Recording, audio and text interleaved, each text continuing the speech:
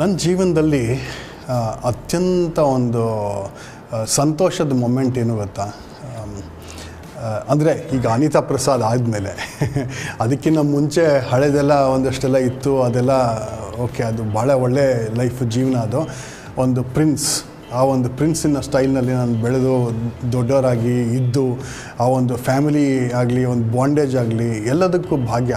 ಅದು ತುಂಬ ಚೆನ್ನಾಗಿತ್ತು. ಈ ಒಂದು ತಾರತಮ್ಯಗಳು, ಒಂದು ಭೇದ ಭಾವಗಳು, ಒಂದು ಮಾನ ಹೋಗುವಂಥ ಒಂದು ಪ್ರಸಂಗ, ದುಡ್ಡು ಇಲ್ಲದೇ ಇರ್ತಕ್ಕಂಥ ಒಂದು ಪ್ರಸಂಗ, ಏನೂ ಇಲ್ದಿರ ನಾನು ಈ ನಮ್ಮ ಸಿದ್ದರಾಮಯ್ಯನವ್ರದ್ದು ಒಂದು ಸ್ಕೀಮ್ ಇದೆಯಲ್ಲ, ನಂದು ಐಡೆಂಟಿಟಿ ಕಾರ್ಡ್ ಎಲ್ಲ ಬೆಮ್ಮನ್ ಅಂತಾನೆ, ನಾನು ತೊಗೊಂಡು ಆ ಕೆಂಪು ಬಸ್ಸಲ್ಲಿ ಬೆಂಗಳೂರು ಮೈಸೂರು ಓಡಾಡ್ತಾಯಿದ್ದೀನಿ ದಿನ ಬೆಳಗ್ಗೆ ರಾತ್ರಿ.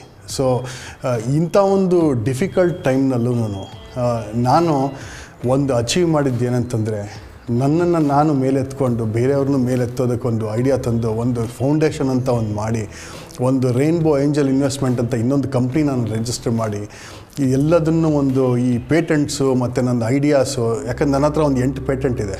ನಾನು ಮೂಲತಃ research oriented person, scientist category ನಿಮ್ಗೆ ಹೇಳಬೇಕು ಅಂತಂದರೆ. ಸೊ ಬೇರೆ ಐಡಿಯಾಸನ್ನು ತೊಗೊಂಡು ನನಗೆ ಯಾವುದೇ ಒಂದು ಪೊಸಿಷನ್, ನಾನು ಯಾವ ಪೊಸಿಷನಲ್ಲಿದ್ದೆ, ನಾನು ಏರೋಪ್ಲೇನ್ ಓಡಿಸ್ಕೊಂಡು ಹೋಗ್ತಾಯಿದ್ದಿದ್ದು ಒಂದು ಮೀಟಿಂಗ್ ಹೋಗಬೇಕು ಅಂತಂದರೆ, ನಾನು ಇವತ್ತು ಆ ಕೆಂಪು ಡಬ್ಬದಲ್ಲಿ ಓಡಾಡ್ತಾಯಿದ್ದೀನಿ ಬೆಂಗಳೂರು ಮೈಸೂರಿನಲ್ಲಿ, ಆಯಿತಾ.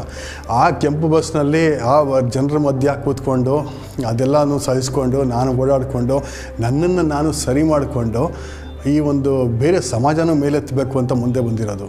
ಈ ವಿಚಾರ ನನಗೆ ಹೇಳಬೇಕು ಅಂದರೆ ನನಗೆ ಹೆಮ್ಮೆ ಆಗುತ್ತೆ. ಇವತ್ತು ಹೇಳ್ತೀನಿ, I am much better of. ಒಬ್ಬರು ಬಂದು ಹೇಳಿದ್ರು ನನಗೆ, ಅವರು ನಾನು ಬೆಂಗಳೂರಿಗೆ ಬಂದ ಕಾರ್ ಕಳಿಸಿ ಸೂಟ್ ಕೇಸಲ್ಲಿ ಎತ್ಕೊಂಡು ಹೋಗ್ತಾಯಿದ್ರು. ಅವರು ನನ್ನ ಹತ್ರ ಈ ಥರ ಟ್ರಾನ್ಸಿಷನ್ ಆದಮೇಲೆ ನನಗೆ ಬಂದು ಹೇಳಿದ್ರು, ನನ್ನ ಹತ್ರ 15 ಕೋಟಿ ರೂಪಾಯಿ ಇದೆ ಕಣಯ್ಯ, 7 ಕಾರ್ ಇಟ್ಕೊಂಡಿದ್ದೀನಿ, ಎಷ್ಟೋ ಇಟ್ಕೊಂಡಿದ್ದೀನಿ ಮನೆಯಲ್ಲಿ, ನಿನಗಂತ ಏನಿದೆ, ಭಿಕ್ಷೆ ಬಿಡ್ತಾ ಇದೆಯಾ, ನೀನು ರೋಡಲ್ಲಿ ನಿಂತಿದ್ಯಾ, ನೀನು ಅದಕ್ಕೆ ಲಾಯಕ್ಕು ಅಂತಂದ್ಬಿಟ್ಟೋದ್ರು.